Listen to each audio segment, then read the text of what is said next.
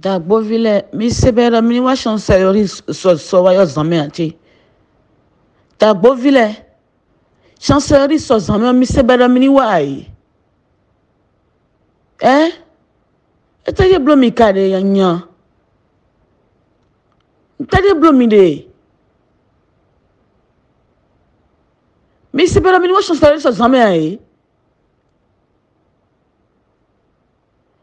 Bo catégorie de pour na wa ye do bi sesa do mi ai.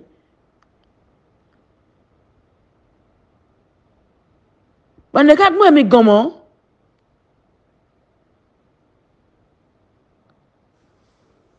Pero mini wa ba o le ko ba mo te hun mi ton le kan o po puta kan e me.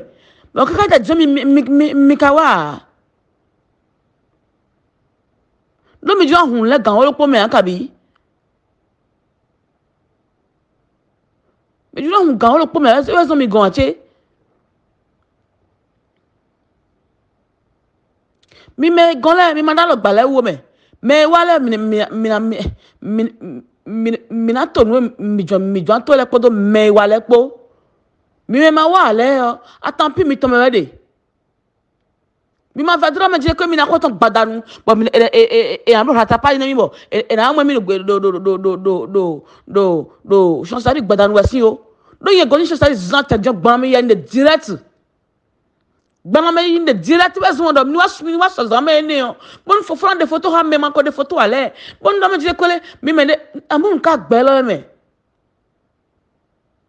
Mi me courage le business yo. Mi na ya chefo ba si parce que iblo nu bo mi ane danu sai me bo mi ka gbon mi wo san pon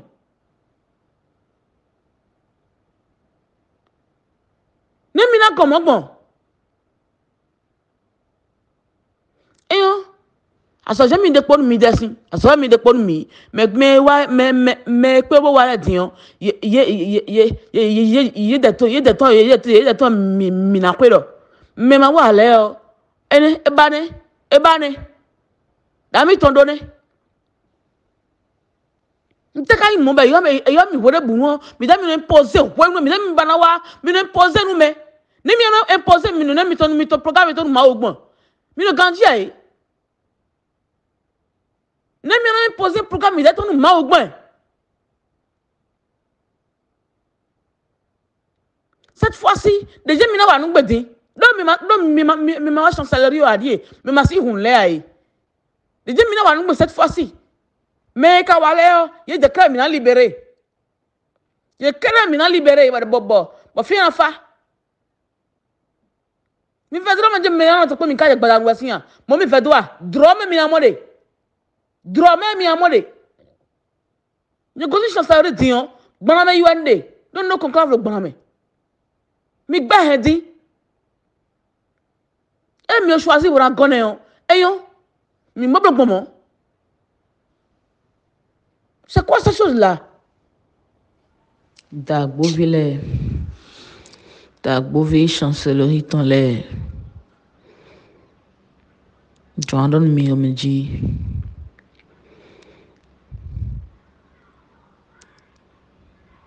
Mi kusi mau tebu. No mi wa igbe yo. Edekero. Mi kuke anu mau pon pe mi tome o.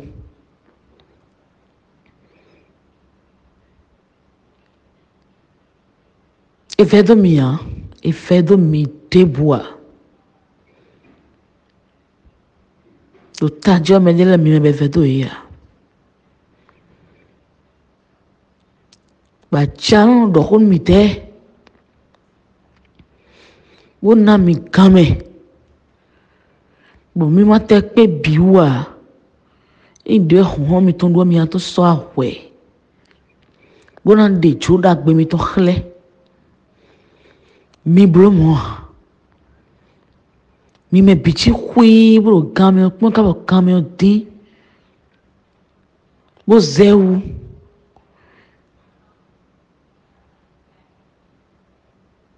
Je m'en fous. Et ouais, mes blo. Bon, camion dit les chons aux où? Quoi? Tu gagnes à quoi? Mina quoi down de? Bon, on peut le jouer à quoi mi ton cléa? Mais bi blalo do. O ting to camion disait où?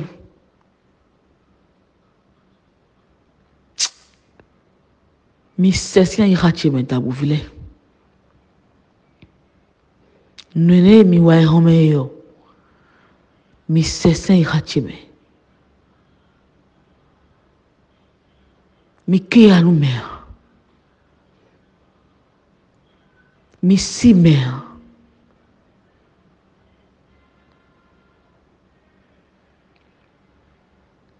Ni mi dasa keze béton. Ni mi ma wa. Kabo, 17h, 18h ou. Bon, mi biok madanu me. Mi ma so viye. Kwe o banak peme dali de ho. Mi ne soit choisi.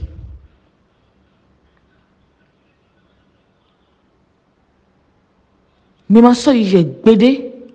Bo kamera mécanique d'agbodio. E ven mi yon kakabo. Nwe mi wa yo.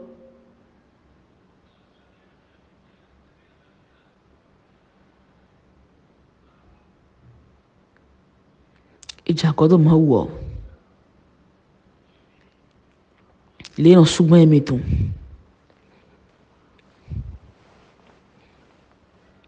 Ncho be mo. Vicencia zona bine yilone aton na gbogbeto le ni gboje beni no ale so dokun to e ba ya be bo iso itie mi gosin helu afon tegbe boro mele yilo e ba joko do wa watch chancellerie gbeto so si le ko igbe lo wa ba mele do veme bodo veme bo adole no do gan bono blo bono mora mi ko avivon ba ro yon no aja désordre créer igbe le yo anu mo po mono do veyo doya mina 18 000 wa e raté yo e blema couton ya ho 18 000 ba ga isi gbe do jano de tegbe mele ko le jagba hun gbe di ma ko le do le hen kwe wa hun e kanado e kado nu wa e ton le teme ko be aka no kan bera yo a ho mi kado si kwe we khoro pori yo ne mi kada hore blogbon e phrase ni olo ni no ton si nu to me de helu na gbo be ni wa ni gboje do dokun de ba so mo a o ko li mi no dupo nenu koko pe e ko pe ma wure tewe e ka yimbo e na gbebo fe yo e ma ko tunu mele na wa pe na wa po a ma wure teyin ma so sede lo mu to e do ayin ma wo chi ma plon fi gan me de sono se gbe ton a do e jam veni si wende lengo do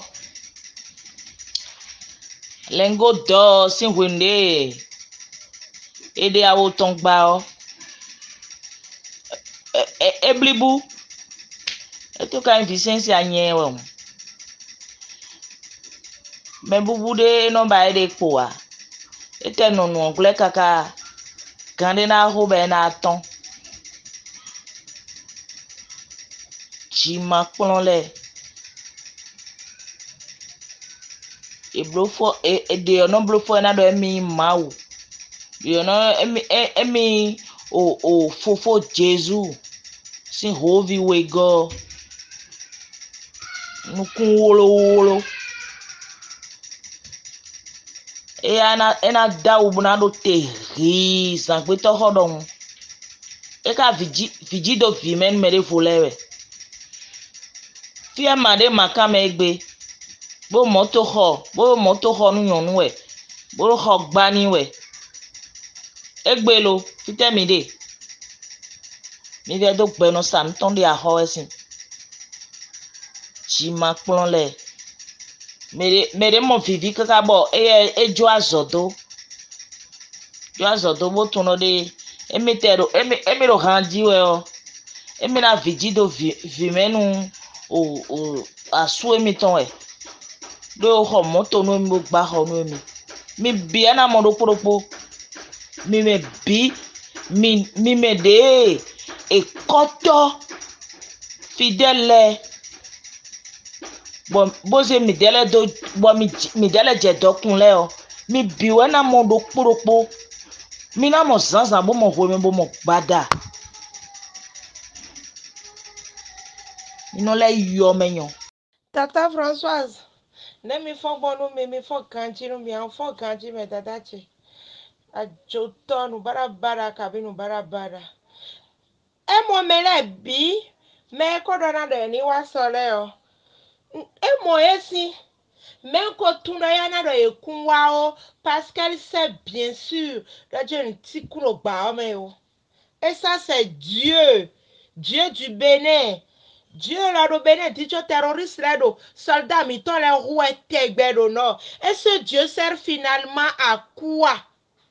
Koi toga mi to sisi jera Patrice Talon desuni cambiodo finalement ma welo ete karo si servi nu mi wena do ye toga mi ton ro kan hoe bodo chilon iwe bodo to wa bodo champ de bataille le ji iwe bodo no la bibla bodo mieux être to tomba we but e ma ukado to tome o ma wo de sudo na wa gwaloni ma wo no do fine pom no do nu bi pom pom no bi no do to e lo wa we eno do fine pon lo ba jibi no do to e lo howe ma wo fi asem to soldat mi ton le huye e kula do fine diba ko le huye ba zote ero akọ kereje no ba mami ka po ma wo la de susi stratégie de ma wo la esa ro nde ba ese akọ wa be ma wo la edo peuple edo viton restreindre nombre pe vide mo me ne le we no occupé do fine we ye no mo akwede ba kwa hoje ma wo no di do e ma wa son di do mi na gbon to kwele ba kan si sonu le bi o wa ma wa son do mi na gbon file ba li an si sonu le pon me le lo veme nle nu de jawe so ne mi na blo pon be na yo ma we ni yo e ye no blo ni le de bua e hunu pon no da kwe e da do e no do akwe e yan won no yan kwe ben elle ponu abede coucou surtout que quand elle juge elle-même donc nous de do gbe mi ja de beaucoup no sensé o mi turaje mi de que quoi que l'on dise au bel homme fille conscience ça rattrape toujours elle no black kaka conscience to de son do honi modo e ka pe mo aye mi no senti lo odi o de no blog no de coucou elle me nous conscience jaya doni dio e no je de coucou di mi da mi no remarquer ene de sno to na hwe do ka bi hwe do gbe njadion e ro gbe nde yin mo amen e ro je de kukuji c'est comme ça c'est un dieu menteur ou une dieuse menteuse c'est comme ça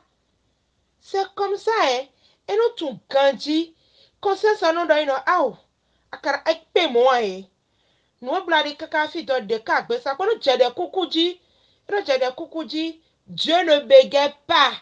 Dieu ne bégaye pas. Non. Ma aussi quoi trop lolo wenoi. Anazia, ça fait ton problème. Mi do fi autant que nous sommes ma ou non do hora I hamenu mi. Mi demi se hora I gongo mi tome de bo ho in de kuku si hok mo. Ma mi so ande bo jona bolo abi mi so fi de bo ko ingbe. Bo vu awa do nu mi do ma yo. Viche jodo.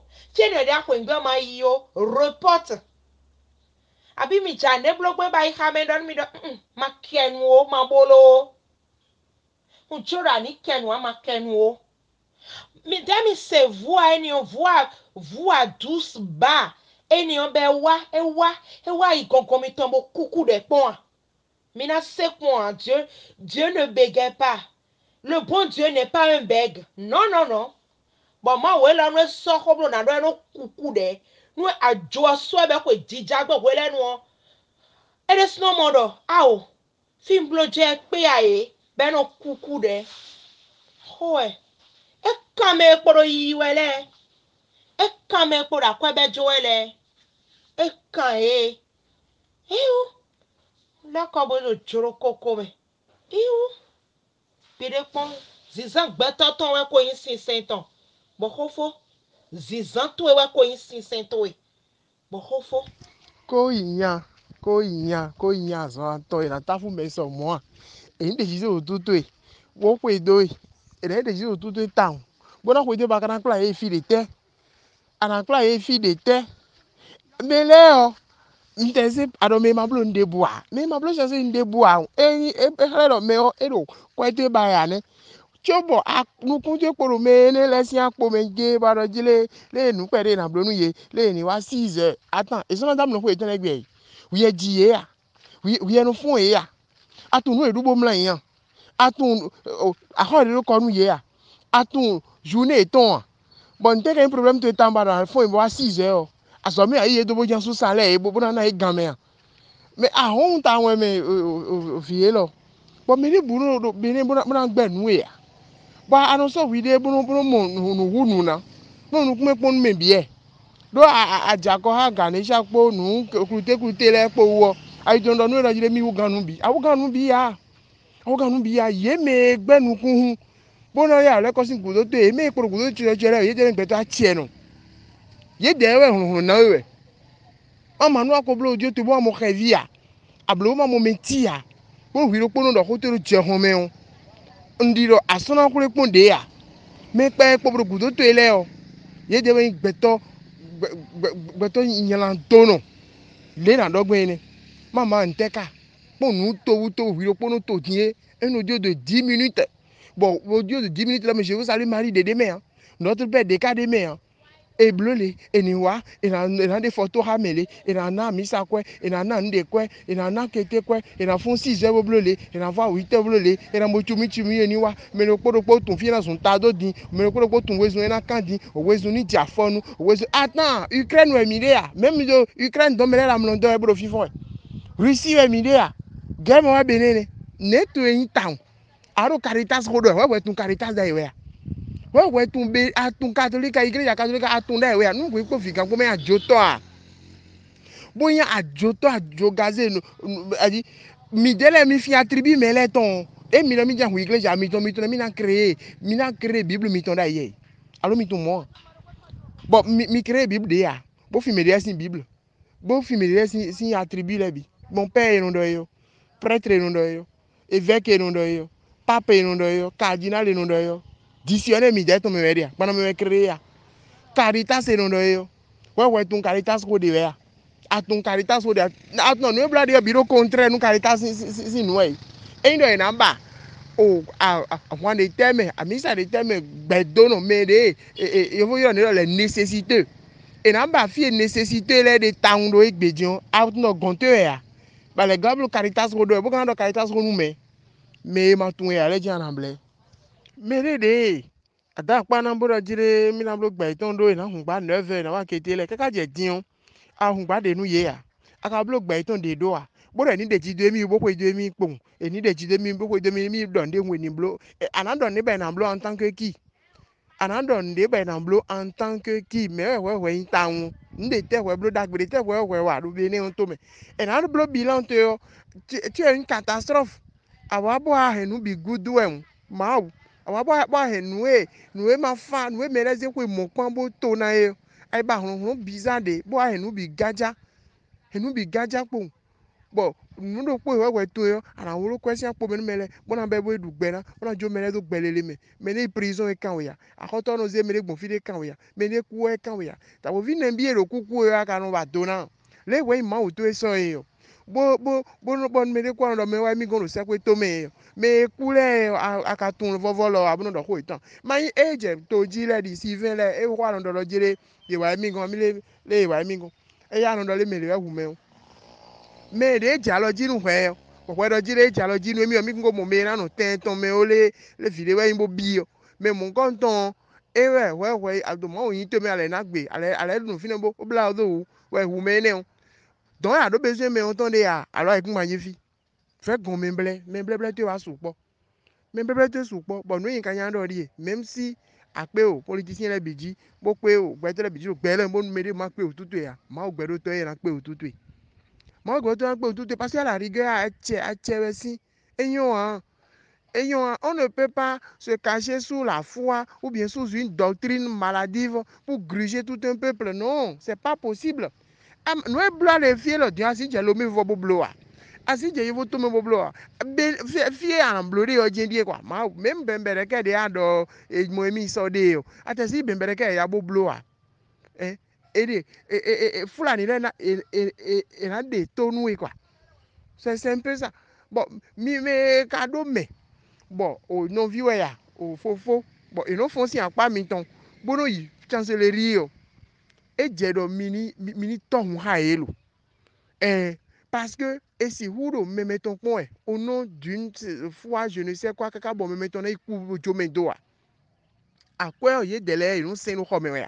Mais il est mis bien bas, bon, c'est ouvert, bon, et il y a là, non, bas, bon, entier. Bon, les gars, non, bas, quoi, bon, maintenant, non, quoi, il y a des boulets, non, on sort, non, on sort, non, si ça, John, mais les voix, mais on sort, on a c'est pas, et you moi, et you moi. Belo me je do jire as ajefile di mbolo kwa te alo bolo kwa no ha dio create na je go menwe bo de ene on create mo ene on de create mo ene on de c'est pas normal. Mena na afile te bo aro di do ai file won bi force we no do kwa force we eno do kwa mena ba kwa mena so ba kwa file no jejo mele so ba kwa de da yo ko yonu ye pe. Pourquoi tu veux forcer les choses? Oh, à quoi forcer? On doit rester con, mais binon banandoua. Tu quoi au dobo? Oui, conclave tout est beau. Il fit tout au sang, bojo et dobo. Ah, hoka et on dit, ou, fit de jadon, bon décor et oubo. Décor et oubo, mais là, ça va quoi, la majorité des gens ont ouvert, ils ont ouvert la caisse. Et mon tia, et on caisse. Ye mon ti agba la hun kesa san ton ni egba danu wore ni ma won ene avo bo ba chonu gba ye hun kesa nti de me ya ye wo ye va to we nti de me me ku we de bu ka wa nu konto ya au contraire amo me adona mo le bo esi nu we ma do kesa me a wutu o we de su level do yen inventaire me bi ku ko wa o me mo jana do nu ye ya anda yena je ye ni tombo iba me 700 épaules en sachant bien sûr qu'ils sont déjà tous présents devant toi. Les gens sont arrivés, non? Les gens sont arrivés. À mon moment de nous contourner. Mais là, il y a fio. Bon, mi blague, mi tombo dodo, ya mi nado do tu me que ye content. Maintenant, qu'est-ce que tu veux? Elle a dit, moi, ou bablo, ou ya ho babia, non, mais badodo. Mais pe wale o mina hunu. Ha zane jale sa oti odro mina no te po me épaules. Le kuka si kuhu, sans me épaules comme d'habitude. C'est à ton natif banon blomo. Me akporo ya elo do na wele ide swazon. Ide swazon bro ya elo jiwe. Akwa no wa zobo no do we. Me de no ikonfide mo no be kwa wa ikonfide bo be kwa me le ton bi sin go e ton me. E no wa zo mo no do kwa we. Ase me le ho kan e ton ba o be bi sin esi. Bo kporo ye ble na e ton mo ni ton pe kporo we ni ho kan bo ba kwa e ton de vobo. De vo di ebe. Et qu'on force même on a mais quoi mais les bas elle a qu'à garder ça pour ses besoins nous et nous le bême et elle le bême de nous mais nous tout et dire et roi doa tata Nelly ne a fond bon mais a fond grandir et roi doa bon dion et y en a quoi mais les bas ado nous pas cha mettre au fin et bah elle a qu'à garder ça hein bada jima kpon he tomi ton dagbe e bi dagudu bo fe do ina no continuer lo esin pere de mo gbongudo dinle o e sanale mo vloton egbe ya ka sanale mo vloton so a mo ina ibo gbidigbidi be na ba me wepo bada wo vi n'importe quoi. Ah, monsieur Anton c'est de nous mieux nous mais ma c'est bon ane nous de voiser petos et do dire na do belo me kaka nous ko wo jeji o anamo jima pon o jima kosuna elo kalu kanjia jima kosuna elo kalu kanjia etu no emi kulo nde na na mele o boka ya tonu yewe ye ni aminu ye ni agalo po me ye ni wale emi kusu flu ye emi kusu ete kadi efficiency ani kadi ne ka jiwe gbotao gbẹtọ jẹ inwe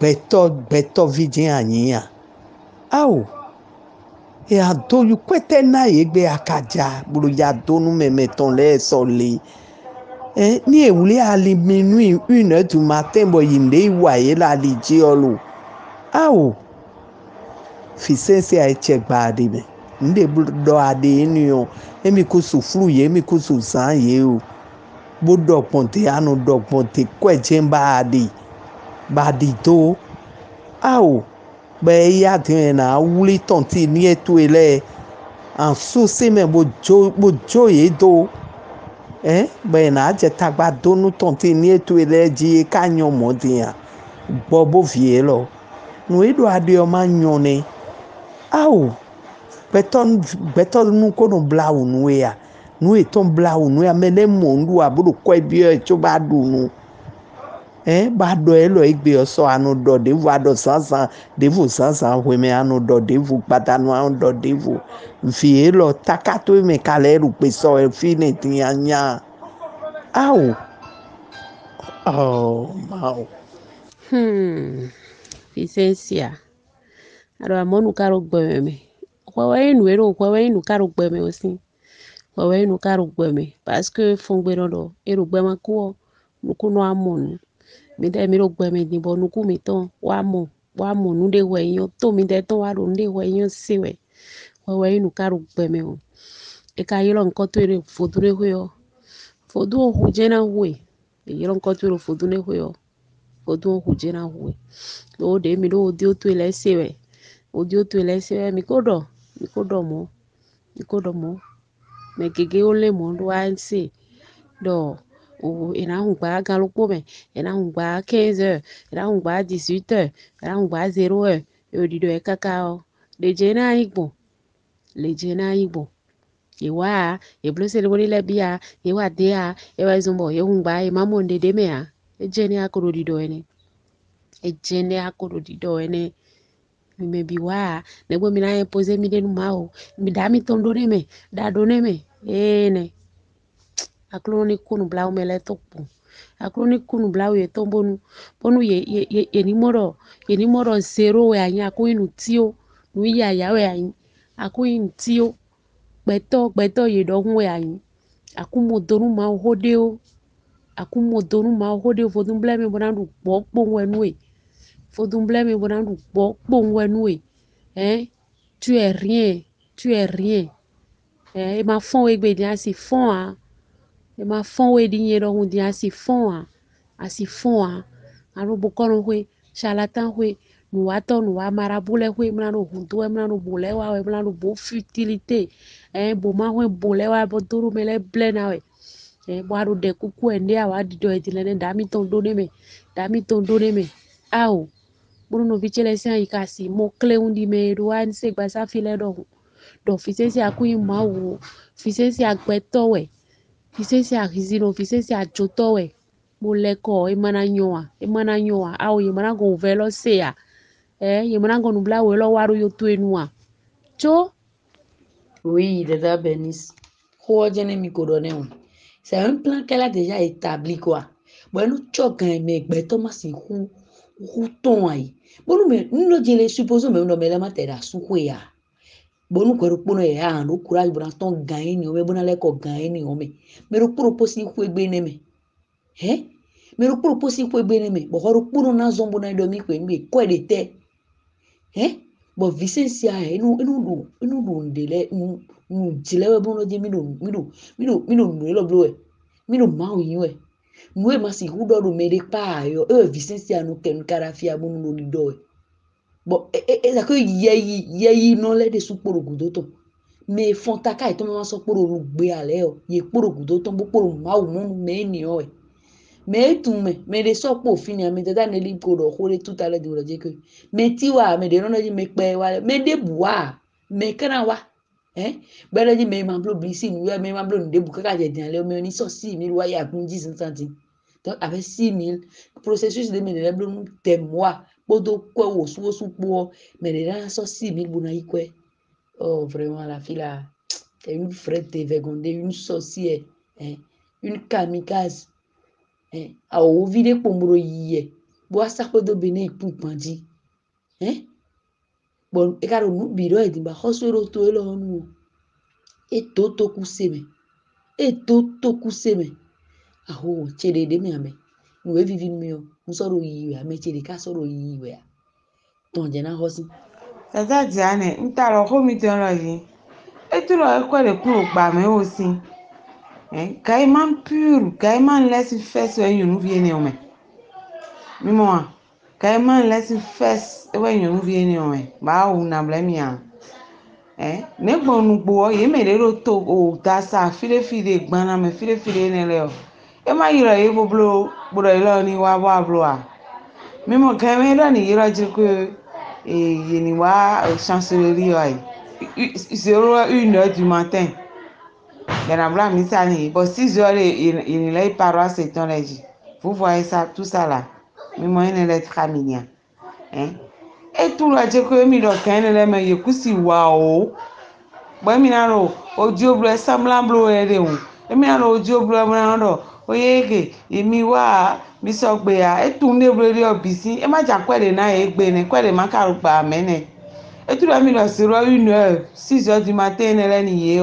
Et puis si peu ou quand elle est même quoi que was mais kaka bon nous tu connais wa ko gbe bo dan bo dun wa le la su ko asu e yan yin mu la su ko asu to si gbe bo to gan ni o me ya wa su na to gan ni bo jali di ma le mi ko ngbe kaka la vi chancellerie ya na ma lo kala vi awon ko to nu we ade yo an lo mi ja kala vi chancellerie we ya 1h du matin ben Abraham mi sa 1h du matin ba mi sa na fo kanabi bo mi la ko si fe mi na le don paroisse mi te ici e tu le ku si pe wo si Caïman we si you via se foto me pe be to no da ka yo ma o ka kuro nu ku hu me de ole lo we e tu le je ku si pe wo si e tu le ku si pe wo e na me we ma le 19 ye ni wa chancellerie bo ya suivre me se tu le mi do kan le me la na kuro ki go si tijro si et amis et activité étant là comme on a le mina dans le temps si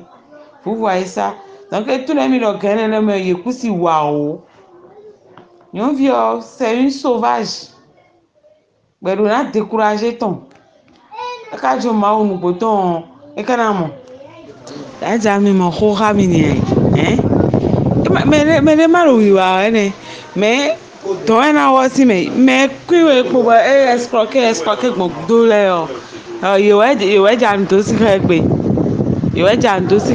bi bo ina be ke bo population lo na le abi o men gona mi ti wi bona pon san le dimbo mi ti wo ajo to vu le pon bandit le pon mi mo tagba mere le e je po san ko wo bo e wa da je me ma blue pa si ndi ale ni na chaka ze mi mo lo me ni ojo ajo to bandit le pon we ene kokoko o le va réveil me beta si cerveau ai ene kokoko pe bo réveil beta si cerveau mbonu me gbo e poro kuto ton le so cerveau e ton kuro ya allumer pele ai ene kokoko le réveil cerveau e ton me re mi le san ko to me be na lo me ma blue de ale ni na chaka izen mi ma ajo to bandit we etu ne tracé no de obi hu e na lo ojo obro e kaka e ti ko ni ohun to na ve ma jamele mo gbe mi pon kwa to we le ni ye lebo le wendi ajo to wu egbe de ma wa e ya mo kwa to we ne esi hu nu de bo nu na ba kwa ni mo na le ko si gbe to gudo wa ajo to le asutan do bitibiti o mi ka so se gbe ye ton ni ya ti ma pon e rin akoba fun bla mi yan mi so se gbe ton ni ya ayona hun lo gberopo nu ye apo ye ton le te no do mi lo ayona hun gberopo ni no vono asava bada da maman ton da gbona ko da gbonu fi ogbo ton le ko to ton koro ton chirambo kini sin henu ewe da gbona e wa de kuku nu mi we gbe do adigban le mude Fie na besi onu kon ya kudo ya. Eso tunde ya. Evo jeneme. Akuru no pe odo to de do ti kusu. Bodo ai kun bodo mi me biro pe o me o. Echitelo. Echitebo. Anu bara mo kaka mna do etedi. Maude matunde bua. Edo do e khaye wuya di mi se kwewa. We gbana hu e na he kwewa bo ahunpa. Bonu mele akaro ye yo bodo ni ayi kwenu e mamba. Ani eno ete ani e venwe de ani eno venwe de me. Nyonu do chokoto ani we kasi pe ineve la. Se kwa to e boy wa nena mo. Se he famille to elena. Bonu oh ale mo sunu de bonu ele dosé gandio en le bahona ni bahon sunu le comme to hoho we yo me yo akọ gbana me mai gbana me o me de o candido groupe o member do ni jako na yo wo me de o promet numi do groupe o member do o vegano com gigão o mede divido vimena bem savonu assisi ton kakabo assisi ogbebo do de emi kuro vosi satona yiwe oboka imawo de hoto dali jijawe ngaro ndoto ho kaka ma nde busewe ne alo me won mi we a me ma won mi o me do enu e won a me yin papa boy papa nu gbe obi bo eblo sun afoton do no ton si home olobolengo do kara siton bo edo na manu fidèle lewe o e ma subli pudo mi mone mi maka suba ko ton popo mone bi sese glo mi mana se sa helu ibo ni fide de na tombo mi moya e ma su dire nu toto bono do gbelo me olobo wa ibli bu ne eno bu mo Figa Matias wa ho de atero danu me na de weton nukun gingan jimaplon adono we to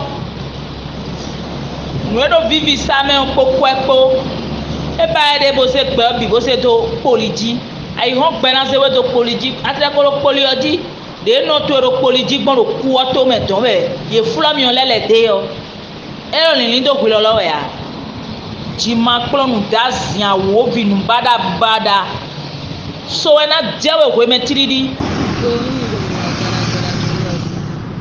ai vefia kwe tobu e ho ado mele manamba kwe o ya kabide ya koro gba no bi en ko ero ho menu yire ya okwe ba we kale ti lẹ́gbọ̀n kado tagbajewe ló ti kó ego ma ìgbọ̀nà mi ó sì à ìṣẹ́wé bọ̀nà ti kó e àṣì à ìṣẹ́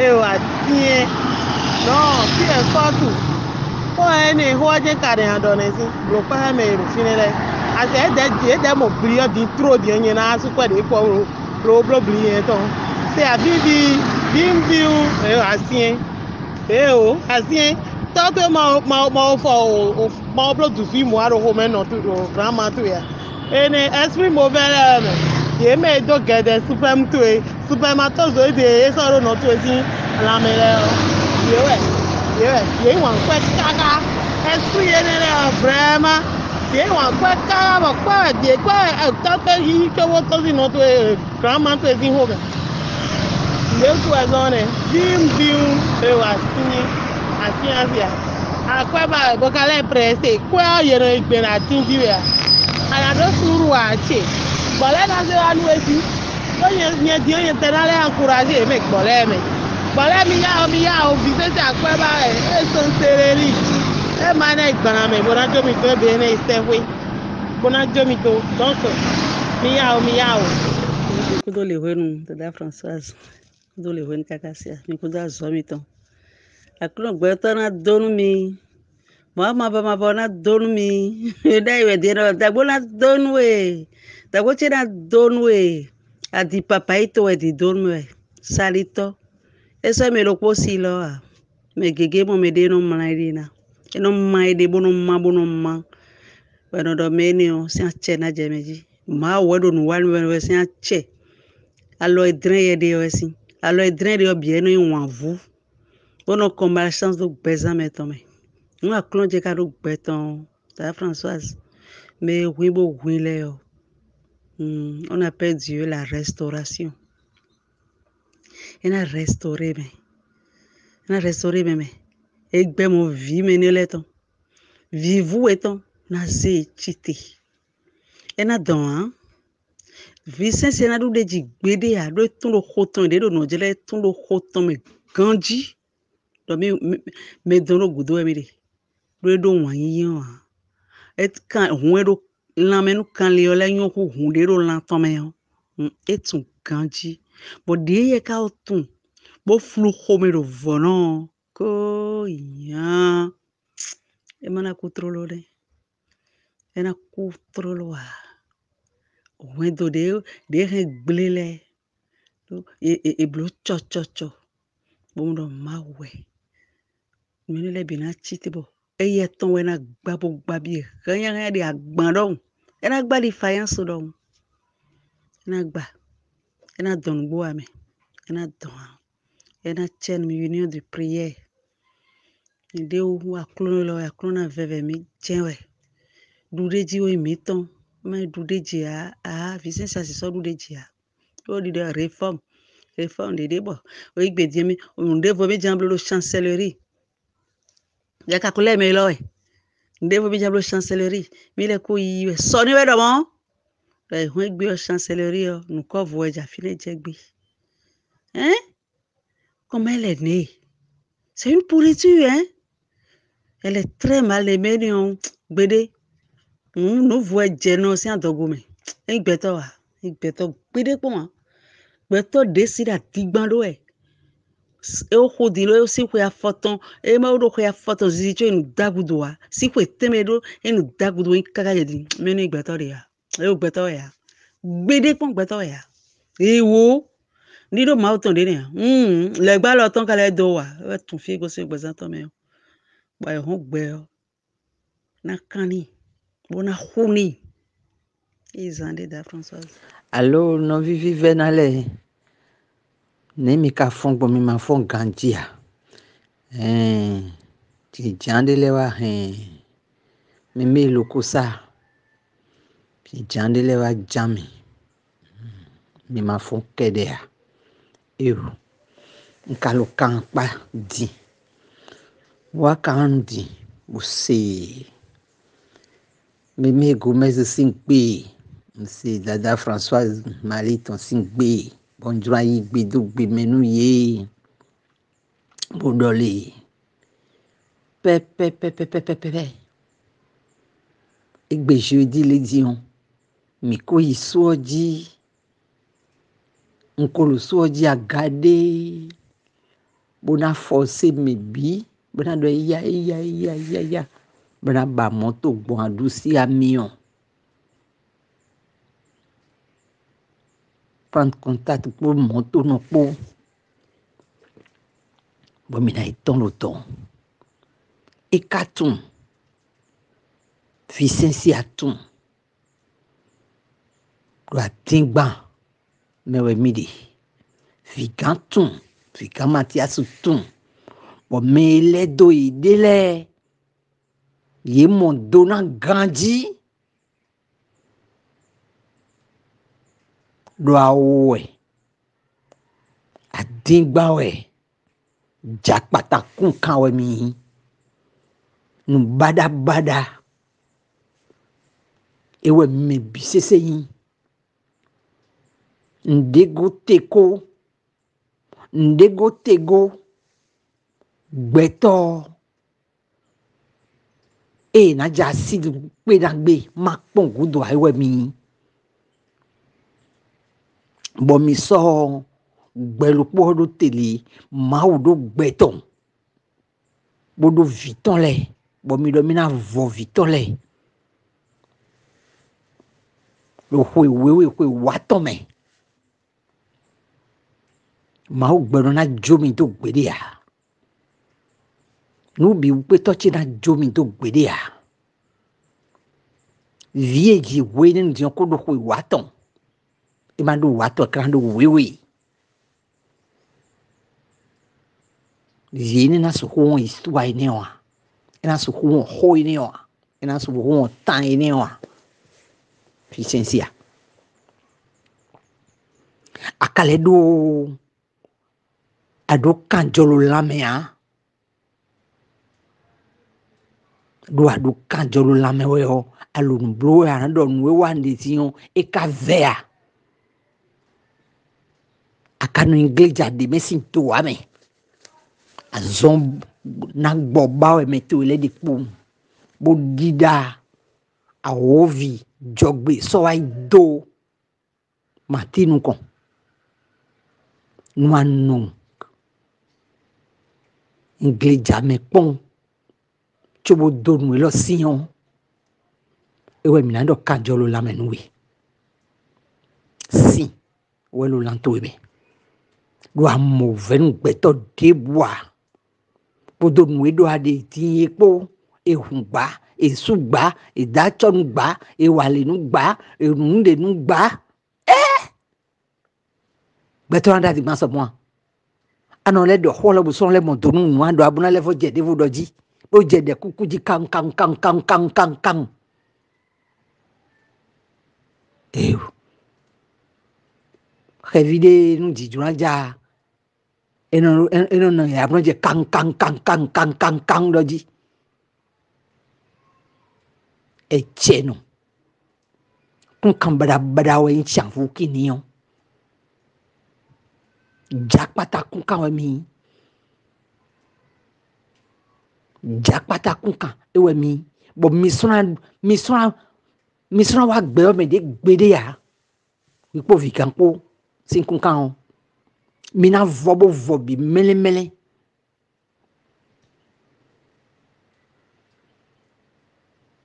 mina vɔ bo vɔ bi mɛlɛmɛlɛ de mɛ nubi wukpetɔ na dzo mi do gbe de ya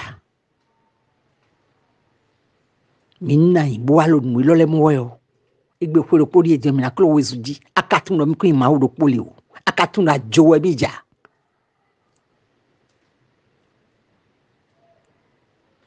gbɛyɔ si atsɛ wɛ agba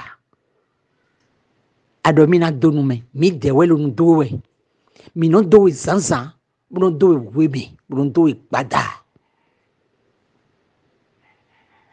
mi nɔ hun le yɔ dzi to wɛ mi nɔ dɔ hun wɔn do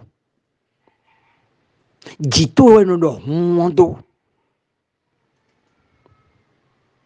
o vɛ tsi lɛ bi sese dzi to wɛ nɔ kɔn do wikpɔ mati kpɔ dzi yɛ nɔ kɔn do nuwe lo wiwa mi wɛ biyɔ no wuzu kɔn do mi dzi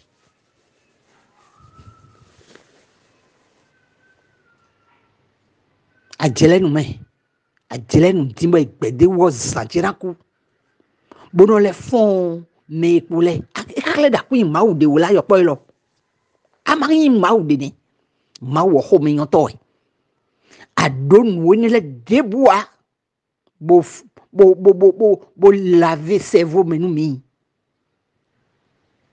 ila misa wɛ elo sinu wɛ elo jɛdi dɔ wɛ bo vɛ do dɔ le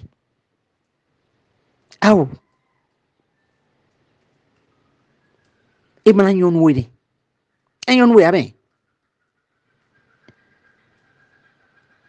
ŋtsi hui ya nyɔnu wɛ ya ŋdɔxɔ lɛ nyɔnu wɛ ya do xɔme lo sisi mi wɛ yɔ ŋtsi hui ya nyɔnu wɛ ya lɛ dɔxɔ lɔ lɛ nyɔnu wɛ ya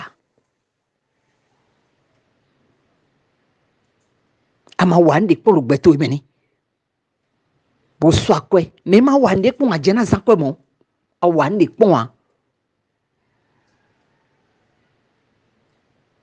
khone nu bo sakpo a ka ho je bo do po a ne akran to akwesi wuvegbon ma so to akwesi wuvene gbo no vitu ile po me du akwede me sun nyonu ma besi me yakwechi ma besi me yakwechi me asodo nko be no so kae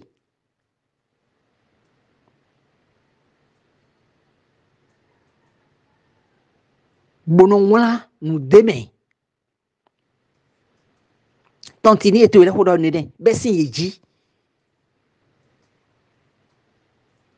meno yakwe la cité kakawa ikondo jito yo mi de na mo dagbede be an mi de na mo dagbede be an mi de na mo dagbede be an me mi de na mo dagbede be npede ya egbeyan zan vive Jésus Christ ton be kula fo no awon vuton le be kula fo no awon vuton le eko kula fo mi lo yeme afokede le klon mi a e klon tanu mi e klon nu menu mi e klon lo nu mi ele ubi sese nu mi Jésus Nazareth tone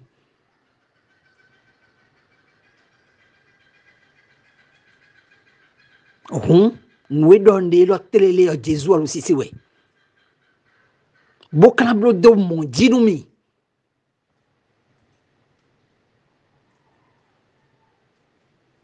hoi donde lo na vo pedia licencia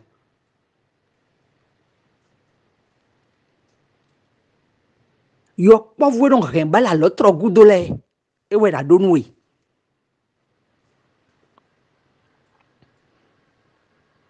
ye na do ba no pipo do matipo ye mo ye mi ton lo do wule ye mo moto mi ton yaya ye mo ye to yaya le yo e na do bana